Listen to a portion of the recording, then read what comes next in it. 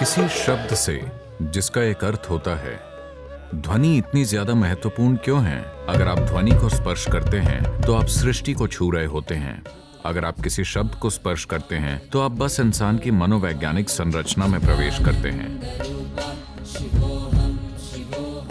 ध्वनि की शक्ति को कम न समझें, इसका हर चीज पर असर होता है। मंत्र ध्वनियों का एक संयोजन या मेल है।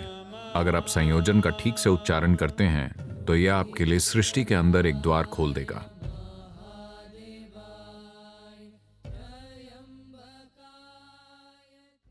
नमस्कारम सद्गुरु।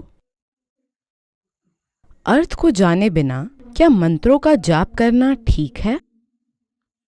मंत्रों का कोई अर्थ नहीं होता। देखिए, मंत्र के दो आयाम होते हैं।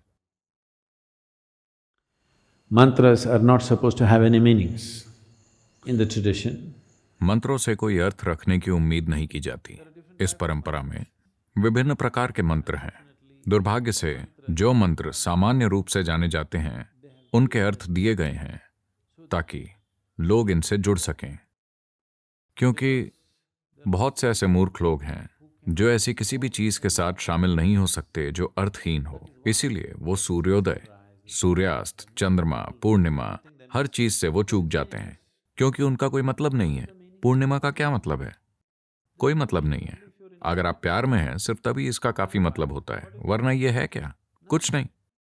इसके कोई मायने नहीं है। इसका मतलब है कि ये उपयोगी नहीं है। तो इस धरती पर सारे बेवकूफ केवल काम की चीजें ही करेंगे।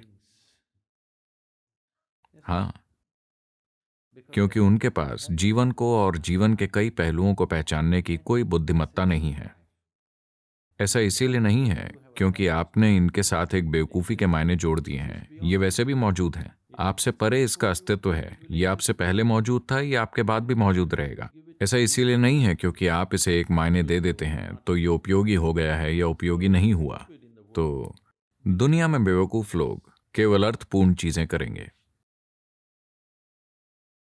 वो बुद्धिजीवी हो सकते हैं लेकिन जीवन के प्रति मूर्ख। उन्हें जीवन की कोई समझ नहीं है। अगर आपके पास जीवन की समझ है तो आप देखेंगे कि वो सबसे अर्थहीन चीजें ही हैं जो वाकई आपको जीवंत रखती हैं। क्या ऐसा नहीं है?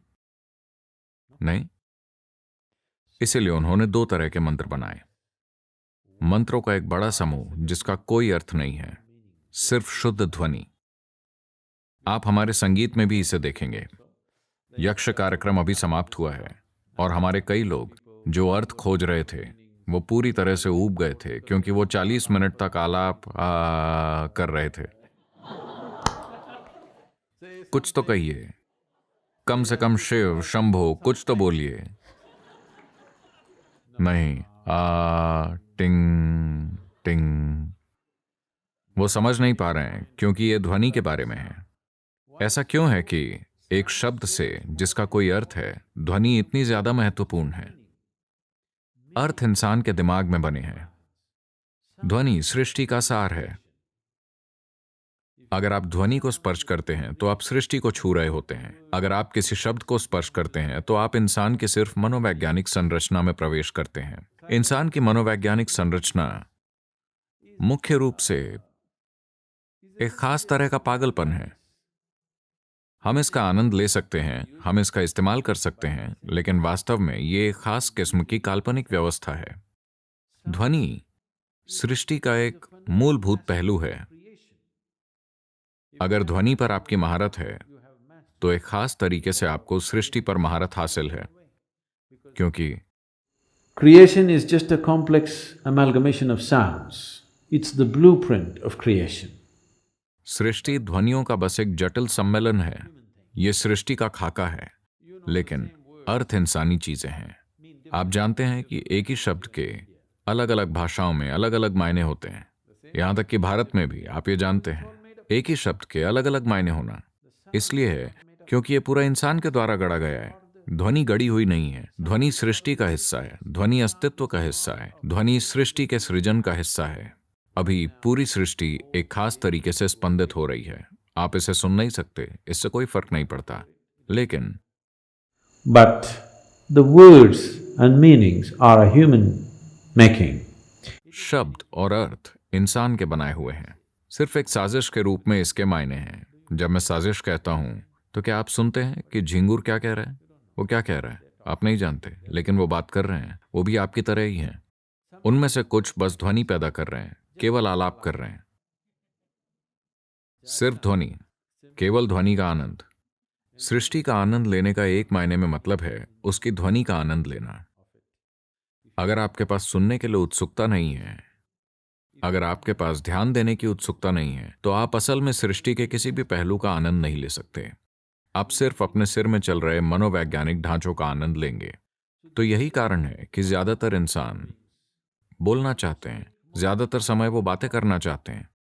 इसीलिए नहीं कि उन्हें कुछ कहना है, इसीलिए क्योंकि उन्हें अर्थ निकालने हैं।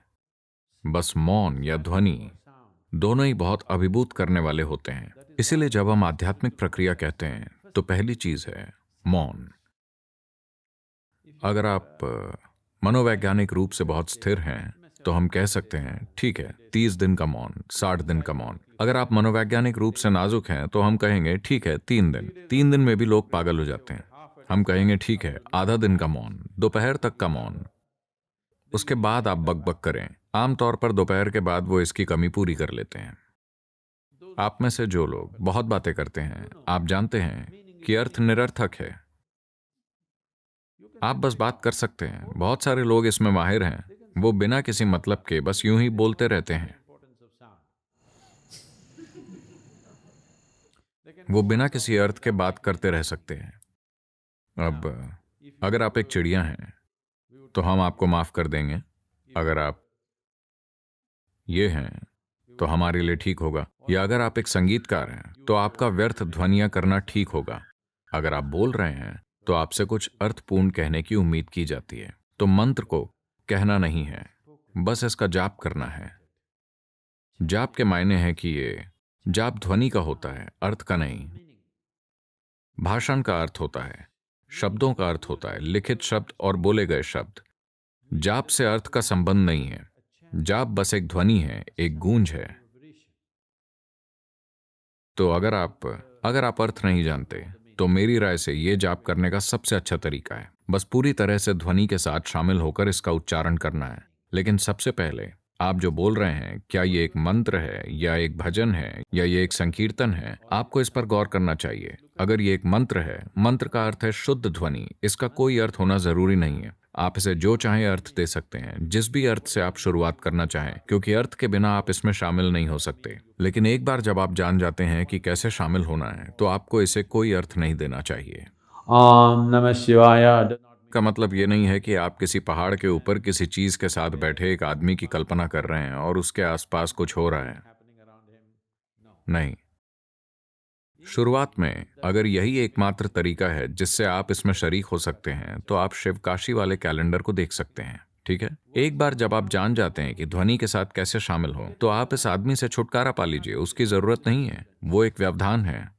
मैं लोगों को सम्यमा में बताता हूँ, वो जब करते होते हैं, उनका सवाल होता है कि अगर शिव आते हैं तो मैं उन्हें तमामों बार पुकार रहा हूँ, अगर वो आते हैं तो उन्हें अनदेखा कर दीजिए।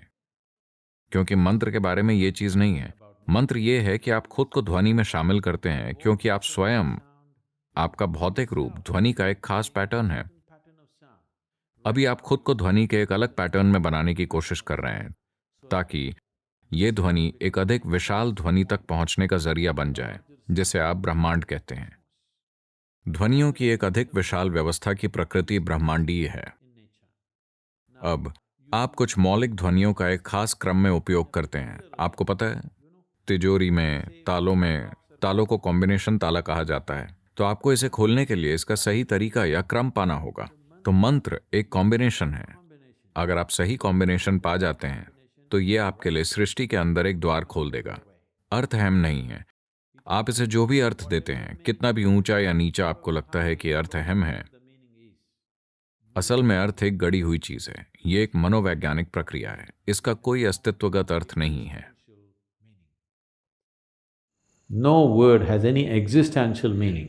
किसी शब्द का कोई अस्तित्वगत अर्थ नहीं है। अभी हम जो भी हिंदी शब्द बोल रहे हैं, उसका पेड़ों के लिए कोई मतलब नहीं है। लेकिन अगर आप असल में आजमा सकते हैं, ये प्रयोग किए गए हैं। अगर आप यहाँ बैठकर खूबसूरती से गाते हैं, मैं वो नहीं कर सकता, लेकिन अगर हम यहाँ बैठकर वाकई में गाते हैं ठीक से